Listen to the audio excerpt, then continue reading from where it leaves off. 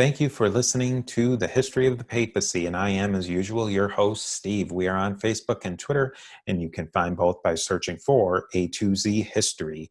If you have any questions, comments, or feedback, you can always send me an email to my email address, steve@a2zhistorypage.com.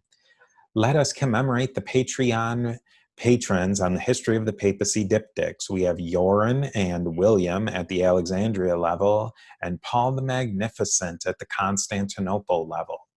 Thank you to all of you who have signed up for Patreon. Our newly relaunched Patreon is a great way to support the show and really just keep this whole operation going. You can follow the link in the show notes or simply search for History of the Papacy podcast on Patreon to find more. One of the great new benefits you will receive on Patreon is the audio of the YouTube video only series, The History of the Papacy in 10 minutes. You can watch them by subscribing on my YouTube channel, The History of the Papacy podcast, and then you can listen to them on the Patreon bonus feed. Look for those episodes to premiere on YouTube soon. So thank you to everyone who listens out there. The Gospel of Jesus' Wife was touted as a document that could have changed the world and the entire way that the Christian church operated. We've learned that the premise, or more accurately, the hype of the document could never have meant anything like that in reality. Our goal today is to discuss some of the elements and some of the incentives and disincentives that caused this whole mess of a situation. And who better to talk and think us through this as a trained academic economist, cadaver synod aficionado, and writer for the American Institute for Economic Research, Max Gulker. Max, thank you so much for coming on the show again. Absolutely. Thank you, Steve, for having me. And this has to be the least of all the messes I've been on to discuss between the Cadaver Synod and the Black Death. But incentives and messes is something I traffic in. So let's give this a go. Yeah, we'll give people a chance to think of how messy this is compared to some of those other messes. Now, you need no introduction for anybody who listens to the show, but for anybody who's new, why don't you tell us a little bit about yourself and how you got interested in this topic of the Gospel of Jesus' Wife? Absolutely. So I am an economist and senior research fellow with the American Institute for Economic Research. I finished my PhD about 10 years ago at Stanford, worked in the private sector on litigation for a lot of years. I am a trained academic economist. I fled academia very quickly, but wound up in later years here at AIER, doing a lot of writing, a lot of kind of one foot in research and one foot in kind of talking to the public. As an economist, I'm not a trained historian, but I've always been a big fan of history, so to speak. Always been one of my interests, very interested in history podcasting as we've been connected. And this topic really combines sort of many things I love, including technology, communication technology, both old and new, along with religious history and Christian history, which we can talk about a little later. Sort of this got me thinking about my interest in that. Okay, now let's start off with a little bit of the context and background. We won't be able to dig into it entirely, but I'm going to try and do this as quickly as I possibly can so that we can really get into the meat of what we're going to discuss today, is which to really delve in some of the incentives and maybe wider focus issues today, but there's a lot to get into. So I'll get right into kind of summarizing the context of the story. The International Congress of Coptic Studies does not usually make waves in mass media or popular culture, but at the group's 2012 meeting in Rome, unbeknownst to most of the attendees, Harvard professor Karen King, who is also the Hollis Chair of Divinity at Harvard, one of the oldest endowed chair in all of U.S. academia, had a big announcement planned in conjunction with her scheduled lecture. Among the small handful of people who did know what was coming were reporters from the New York Times, the Boston Globe, and the Smithsonian Magazine. They were given exclusive access to King with front page articles ready to go live. Back in Cambridge, Massachusetts, Harvard waited to launch a special new website of its own. King announced the discovery of an ancient papyrus fragment about the size of a business card or a credit card with text written in the Coptic language that appeared to be a part of a previously undiscovered gospel. This would have been enough to constitute a professional bombshell for those attending the conference, including scholars who had spent their entire careers researching non-canonical gospels, such as the Gnostic Gospels. We've discussed them in detail in several episodes, so you'll know something about them, and I would suggest going back and listening to them, and I think we still might have some episodes about the Gnostic Gospels because they're really an endlessly fascinating place to delve into. The immediate media frenzy, however, was to be focused on one particular faded and fragmentary line of the text. King translated it as such. Jesus said to them, "My wife." It's difficult to imagine a few ancient words written on a papyrus better placed in terms of content and timing to generate public interest in early Christian studies.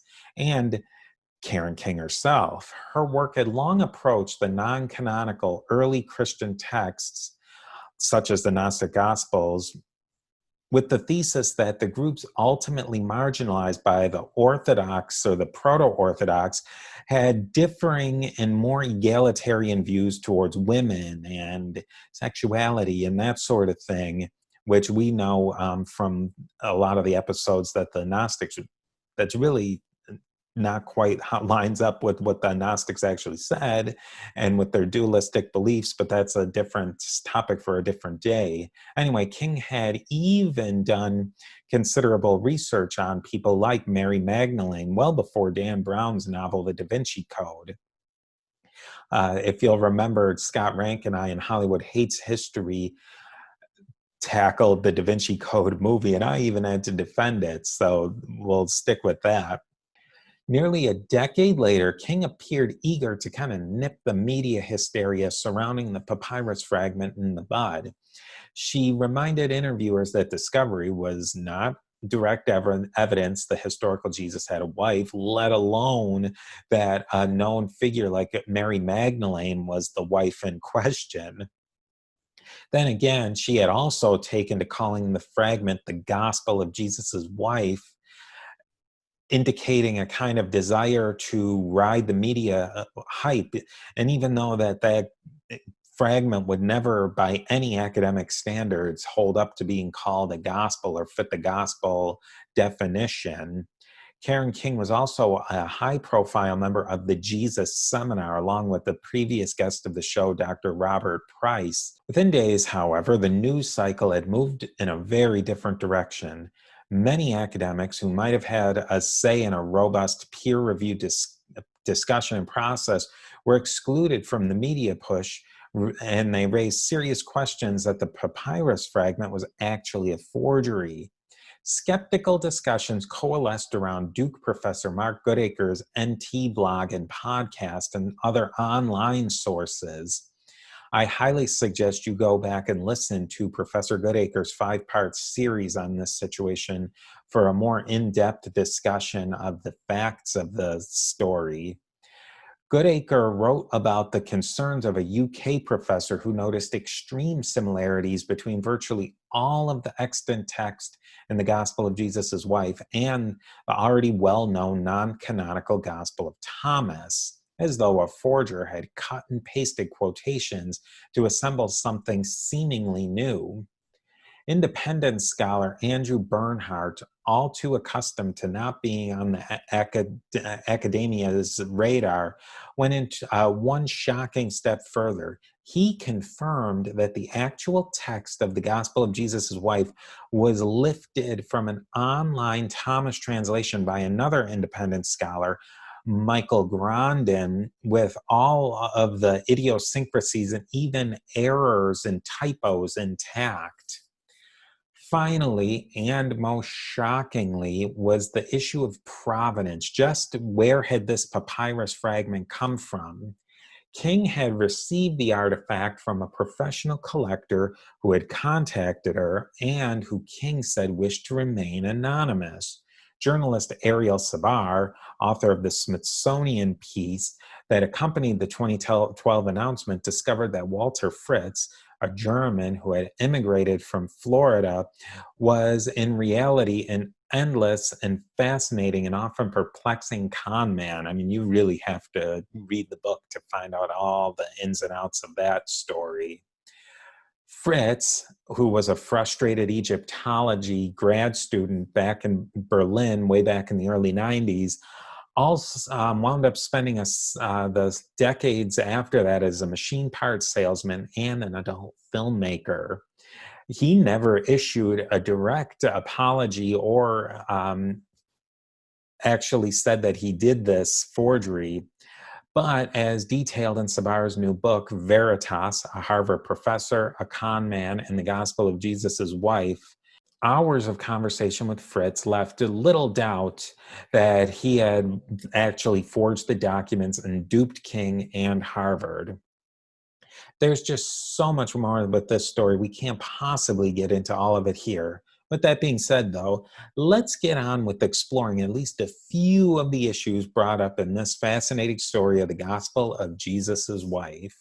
So just to set the frame of what we're talking about today, how did one of the most important and well-regarded professors in New Testament and religious studies get to this point in September of 2012, where she put out this document? She kind of did it in a half academic, half sensationalistic way. How did we get to this point? And how did a system that was really supposed to prevent this sort of sensationalized Indiana Jones style archaeological finds, how did it just fail so spectacularly? And that's what we're going to talk about today. Max, maybe just share a couple of your, what were you thinking when you just originally heard this story, and even before you started digging into it, what were you thinking? So I think to me the first real area of significance that this brings out a little bit from experience is the point where academia and the media intersect. And, as you said, Karen King makes this announcement at this symposium in Rome. Now, I'm not familiar with other things that have been announced at these symposia in Rome, each year. So why do we know about this? This turns out to be very important because Karen King had called a few major media news outlets, but to cover this announcement. And she was doing it for a finding that was written up in a journal article that had either not yet been peer-reviewed, which is usually in academia when a journal article is published, you have even double-blind peer reviewers from these journals out there. People say, what's the significance of these journals anymore when you have the web? Why do you need things published? Well, it's this curation, and it's people in your own field are supposed to, basically say, is this a good paper? Is this correct? And is this, interesting enough to publish? The irony, and this relates to some more recent developments in the relationship between academia and the media, is if you want something really reviewed by your peers and everybody else really closely, the best way to do it is to call up the New York Times and say, have I got a story for you? Before you do any of it. I have seen this again and again across fields, like several times, including several in my own.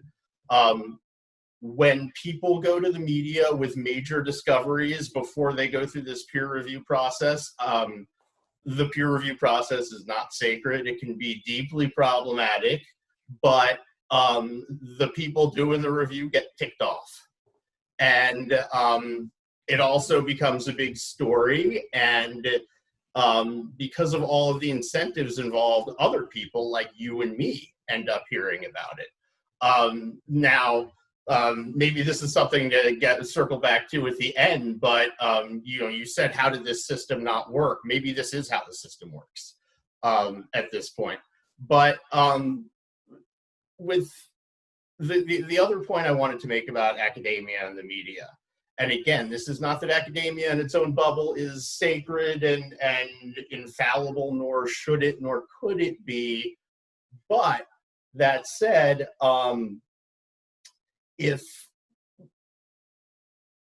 I'm giving my findings to the media, if I'm doing research that mass media, social media, anything from the public is interested in, which I should be, by the way, people, I should be thinking about sort of important things. When I give that work over to the media, I can tell myself I'm telling them how to properly use it, right? King, in this case, says, very eloquently in this interview, this does not mean Jesus had a wife. Of course, this means some people a few hundred years later thought Jesus had a wife, right? But why are we all interested in it? At least me, it's the Jesus and the wife thing, right? Why is this the religious story I end up reading all the books about and talking to you about? This is stuff that sort of captures the public's imagination. Once academic questions are in the media, they're going to be simplified, misused, part of debates, and we sign a permission slip when we do that. And I think there was either some intentional naivete or not from Karen King about how this was going to be used, how this was going to be talked about. Again, another irony, there's too many ironies to count in this whole thing, but another irony is that by simplifying it, by making it interesting to people, it got a lot of other people interested and probably brought a lot of facts to the whole process at the end that wouldn't have been if the media wasn't involved. So it's a very interesting and complicated story. I think that's the first thread we'll follow, because a lot of these things are kind of threads that go in parallel with each other. The big themes in this, and one theme I think is, and we may get it out of the way, is Karen King and this how this became sensationalized, and she kind of wanted to. My feeling was she wanted to have her cake and eat it too. That she wanted to portray herself as an academic that was just going to follow the truth, and she realized that this wasn't a slam dunk, that that Jesus had a wife. But she kind of put it out there in the media that way, that this was an earth-shattering document, that it wasn't just a credit card-sized fragment of papyrus. She definitely put it out there that this was more than just something that was of minor interest to Coptic scholars. And I think that she must have known that the weight that she had, given that where she was academically as the Hollis Professor of Divinity, that when she comes out and makes a major announcement like that at the Coptic symposium in Rome, which I mean probably 99.999 is stretch out as many nines as you want. The Coptic symposium in Rome is never going to make the news unless maybe something like there was a car crash or something there that would make it fit the news. So she must have known, given that she had this deal with the Smithsonian Institute, the Smithsonian magazine, that there was something going on her naivete was maybe not maybe as naive as we think it is, that she was playing two sides of the field, that she was just the academic following the truth, but also that, this is a earth-shattering document. Yeah, and I think I've characterized this to you in our conversations as kind of all too common in academia, and yet perhaps a particularly egregious and particularly a high-profile case of it. When we do things, and academic questions are always hard in a sense, or should be. Like that's why people are sucking up big endowments to sit there working on them. And as an economist, when we do academic work on policy issues, there's always a million unanswered questions and everything. But people are going to ask us, does the minimum wage reduce employment, and by how much, or what kind of monetary system should we have? And we're not going to give them the 60 pages of footnotes, and we are going to give them answers. And that happens. The problem is this statement that gets kicked around way too easily, which is we have to do our best. We gotta do something. And at times we have to be, instead of erring on the side of giving a simple answer, we have to err on the side of we don't know. They don't want the complicated answer, but we have to, we have to be the stewards of it.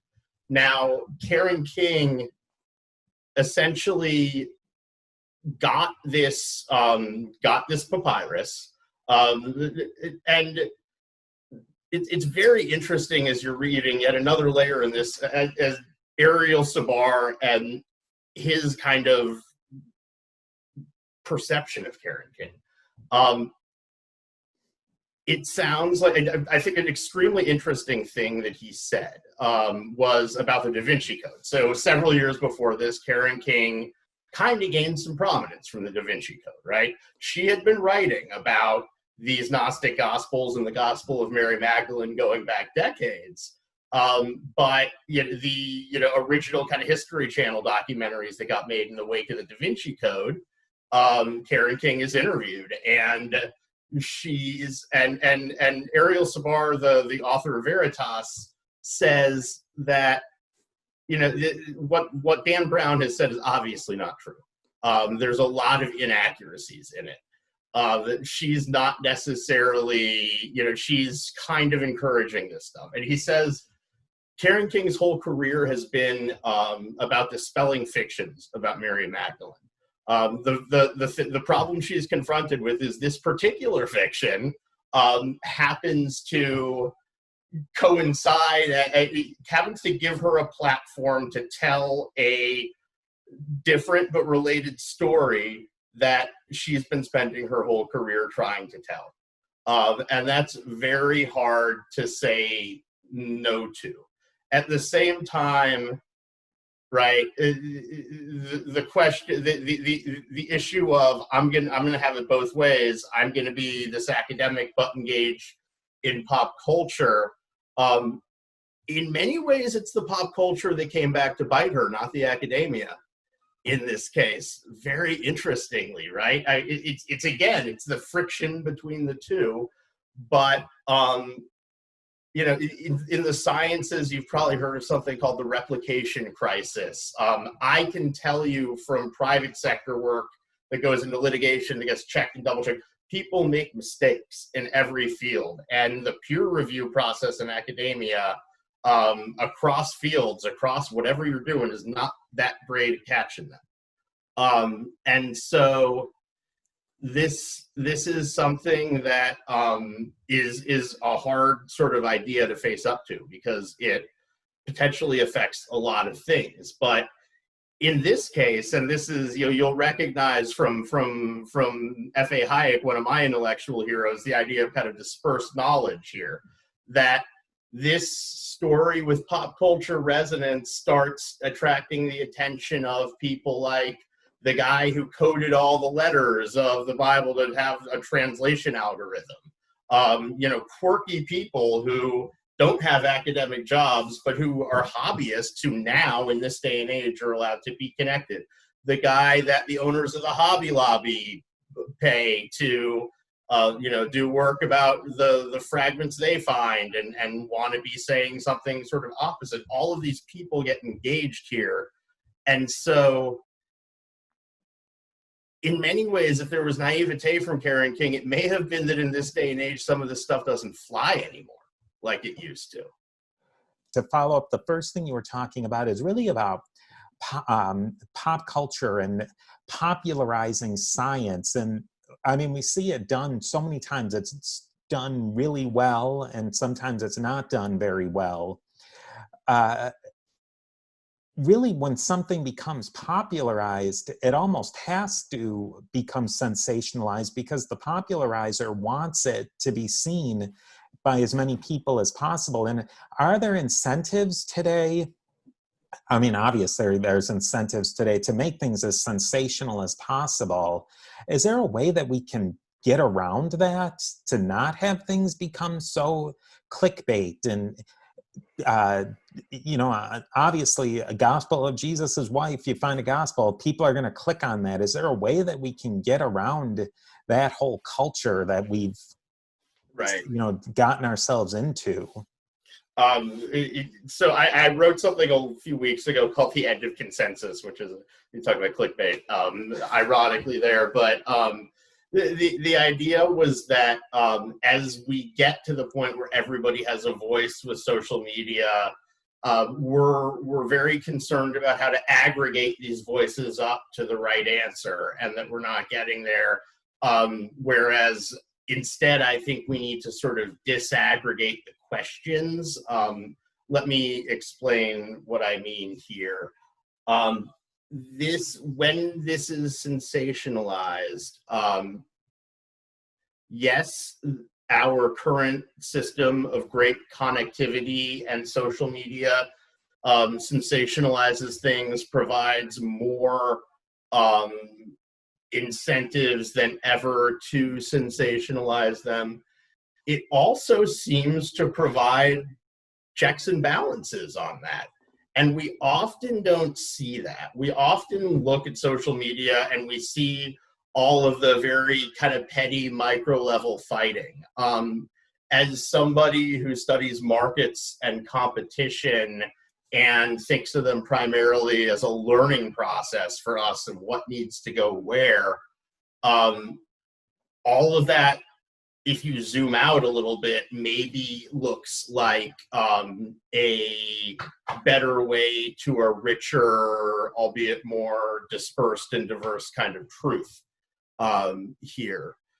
So I think rather than finding a way around it, finding a way not to happen, part of it is to understand that it does happen and think more about the channels that, to me, again, this is the aggregated big question versus this large number of small questions. The tabloidy thing, like, was Jesus having sex with a woman, basically, is the problem here. But the solution turns out to be all of these other, quote, pop culture things like history podcasts. This guy with his translation interlineal, who's, like, not a lone wolf, but these, hobbyists. And that seems to be very helpful. So the more we empower the small but serious, we just have to realize we can't do that perfectly. So, we get a lot of voices, but it is a process that we don't fully understand yet, but that I think in the end is maybe better than having it hermetically sealed in academia. And I think that that's where that date of 2012 really makes the big difference of when she released this, because it seems to me if she had released this maybe a decade before, it'd be a lot different of an outcome, and the media coverage would be a lot different. Maybe talk about some of those differences. First of all, I was going to say earlier, the experts. We love talking about the experts. And remember that, and this is maybe something with a little perspective from having spent, several years in an academic department, as a graduate student. In this case, this is not just Karen King. This is Karen King, PhD students, journals, Harvard University, a PR office at Harvard University, the media, right? Just like everything, you know, we ascribe a lot to Karen King, and yes, like the buck does stop with her ultimately, and it has to.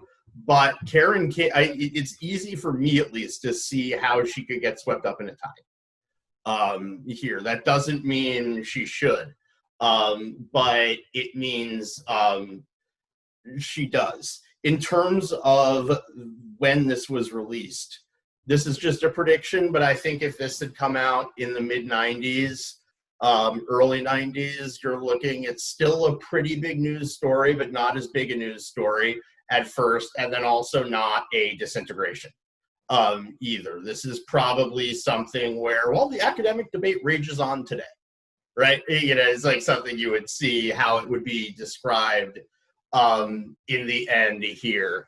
I think that, and again, this is the fact that everybody, it's not like everybody has equal access.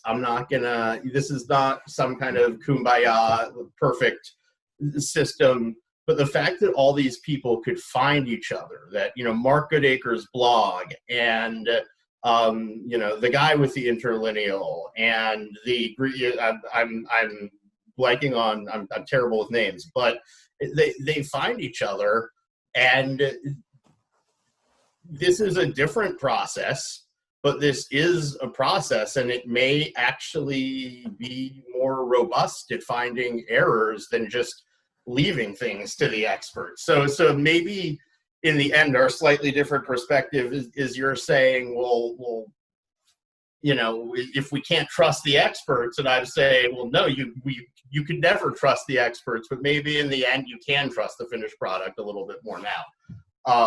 I hope, at least. And I think that maybe the Karen King, because Karen King is not just the person Karen King, like you said, and I didn't think of it that way. She's all of the PhD students underneath her. Because she's the head of that department. She represents all of the professors who are under her. She's the Hollis Professor of Divinity School. She represents essentially Harvard. That maybe carried this story a lot further and got out from underneath her feet. They mentioned it a little bit in the book. There was another kind of forgery forged. It was the ossuary of Jesus, that it was a bone box that they used in Second Temple Judaism, that once a person decomposed, they would put their bones to save space. And it said like Jesus, brother of James, and like son of somebody, like perfect, like setup that this was Jesus's ossuary. Yet it was pretty much debunked really quickly because it didn't have a huge scholar behind it. I think the person who was pushing was a guy named James Tabor, who does not have the cred that Karen King has. Some big people or big institutions like the Israeli Antiquities Authority really quickly smashed down on it. It really wasn't a dispersed thing like that with the Karen King, which is something that maybe you can speak to, you know, an authority versus what does that mean for us in this day and age where there's a lot more of this dispersed expertise? Right. Well, I think my guess is if anybody, this is pure speculation, but I'm quite confident in this speculation, Steve. If anybody from the Israeli Antiquities Authority is listening to this, they're chuckling to themselves, thinking about all the idiots they had to deal with on their work email and all the process, all the messed up ways that, you know, the internal politics and the nepotism, and right, it's probably a broken system like everything else is. The only difference is we don't know it yet. You know, they've that doesn't mean that it's mostly not usually right.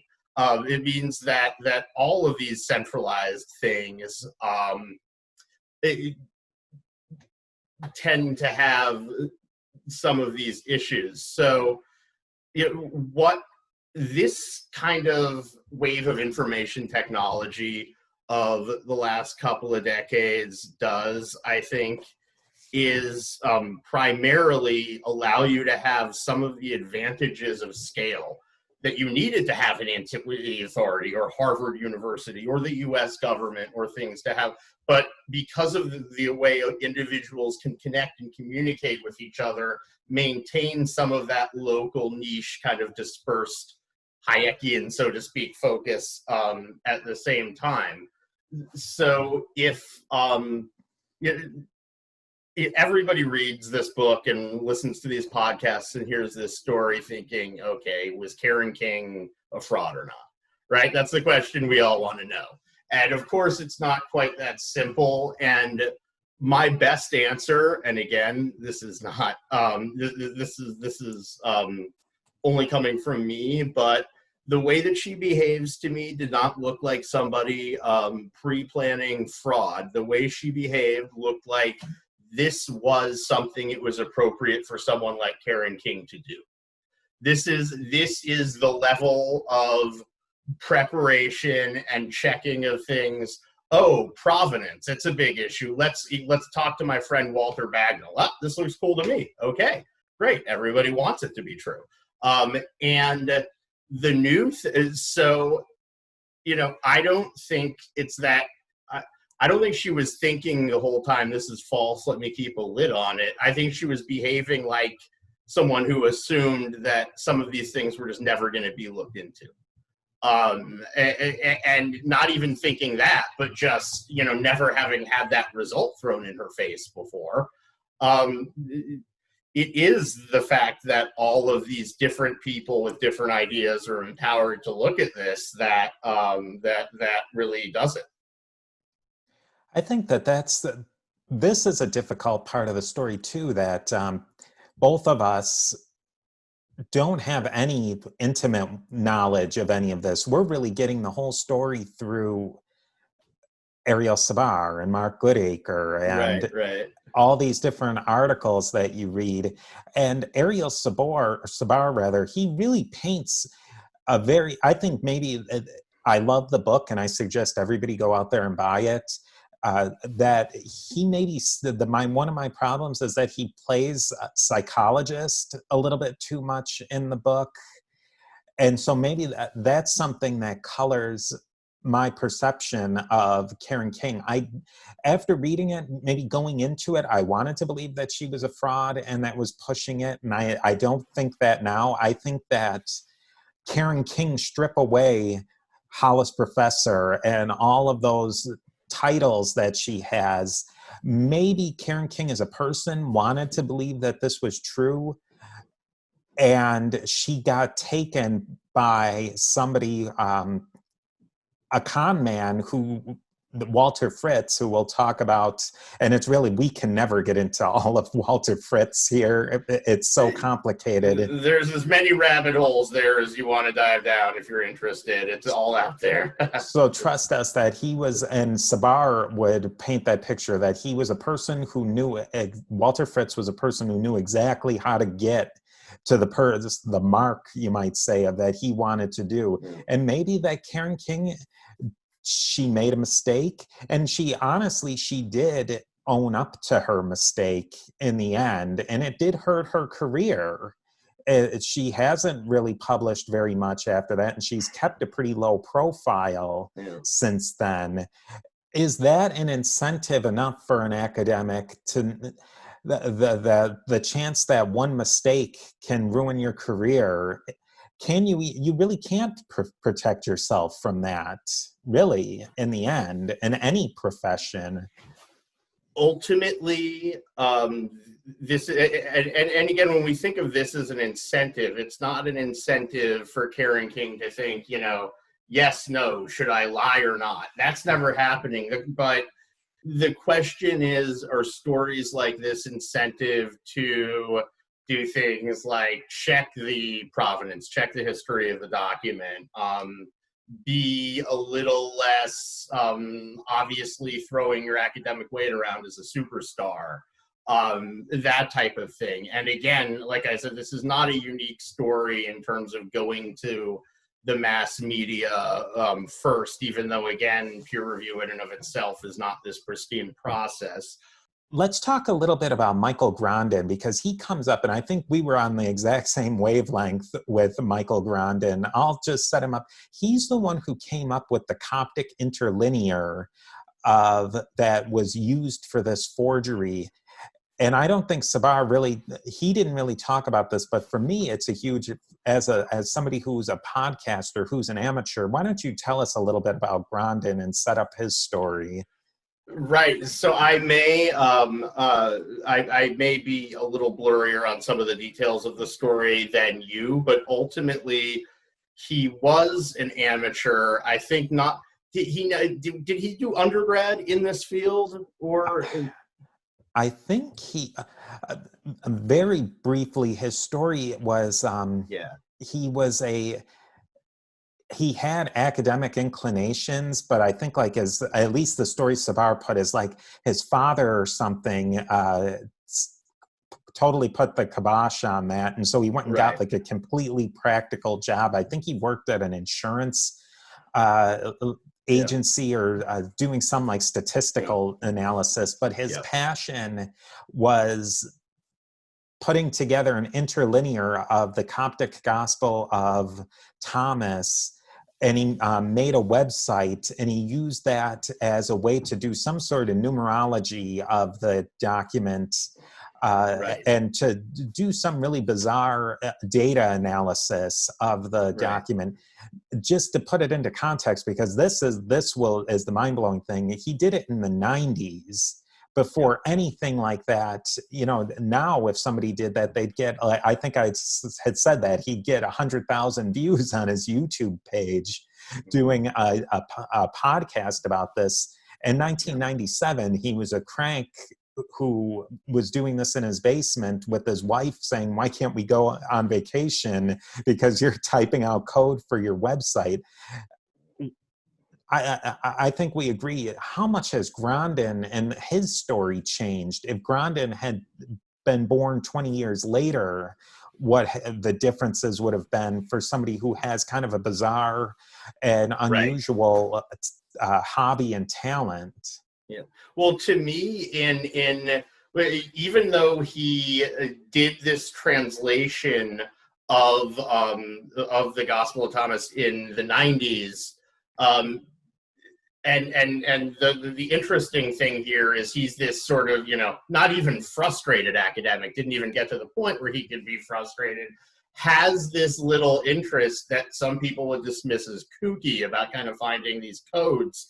This sort of, as a tangential matter, has to almost do this weird translation of the Gospel of Thomas that it turns out that the forger in part ripped off, and this is how he knows this. So, people want, and this is when you had said earlier, because the internet, all this kind of trash can get out there along with the truth and all this stuff. The real way around that, so to speak, is to treat all of this disagreement not as opportunity for struggle, which is what we're used to doing, but treat it as an opportunity for learning, right? And so in the 90s, when this interlineal translation of Thomas was made, right, the only thing you had to know about Michael Grondin was he was trying to find some code in the Bible, right? He's some kook in his mother's basement, whatever, right? He still may have ideas that are kooky at this point, or interests that are very sort of focused and limited and idiosyncratic. But his existence in this world and his connection to this world and his ability to talk back to this world allow him to basically provide this information that only this kook in his mother's basement, which I really shouldn't be calling, that's not a fair characterization, but can provide, that before just never adopted, just never would have been connected.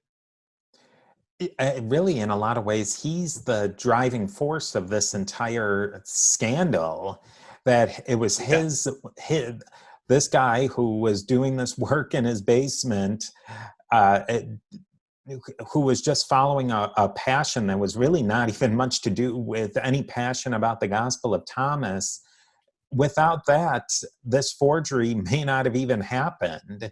And without people knowing that his work is impacted the academic side of it, if people didn't automatically know his interlinear in and out, they would have never have seen that this was a forgery. Yeah. It's, again, these are the things that can never be planned, that when we just allow people to be connected and we listen and we do our homework and the stuff we're involved in terms of who we hear, who we talk to, and insisting on a standard of what's true and important and all of that, then the big picture takes care of itself. And then we don't have to worry about, well, how do we get the people we think are right to be the ones who are talking? We take that energy, and when it's our thing that we're interested in, whether we're a hobbyist or a professional, and the Michael Grondin thing comes along, we're able to take that and get what's important out of it. That's hopefully, and I think I'm optimistic, going to be the way a lot of things in academia shift. We may be in a weird time right now when all of this technology is kind of relatively new and we're still figuring out what it all means. I think a good way to maybe a final point, and this is going to be a long final point, so everybody get comfortable. There's a lot of points. It's incredible. Mark Goodacre, who's a New Testament professor at Duke University, and he was one of, he definitely did a great series on the nitty gritty and the details of this forgery, and he was very much involved with a lot of the aspects being found as a forgery. At the end of one of his podcasts, he said how he felt honestly sad of all the hours that not only he spent on this, but, probably literally man-years of time people spent on something that wound up just being a forgery, and how it could have, all that time could have been used more productively. And at first I was like, yeah, I absolutely agree with you that this was a waste of time. But then in another way, maybe this wasn't a waste of time, that a lot of really interesting points got brought out, and a lot of really interesting debate was brought out because of this forgery. And maybe there is something to learn from it. So I'm gonna butcher a Frederick Hayek quote here, but to paraphrase it, we only use competition in situations where we do not know the essential features of the competitors, right? Goodacre is lamenting the way this situation turned out, but it was his work that helped the situation turn out in the right way. We can't go back and plan that out so that, everybody knows that this is a forgery, but it's going to be let through, but it's going to capture the public's imagination, but it's going to do this and that. He's taking sort of one bad outcome there, and I understand it. I understand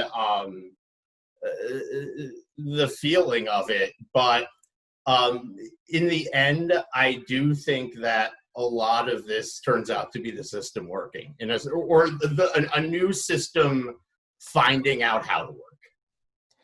Yeah, I think that just saying that had this not happened, then the outcome would have been this.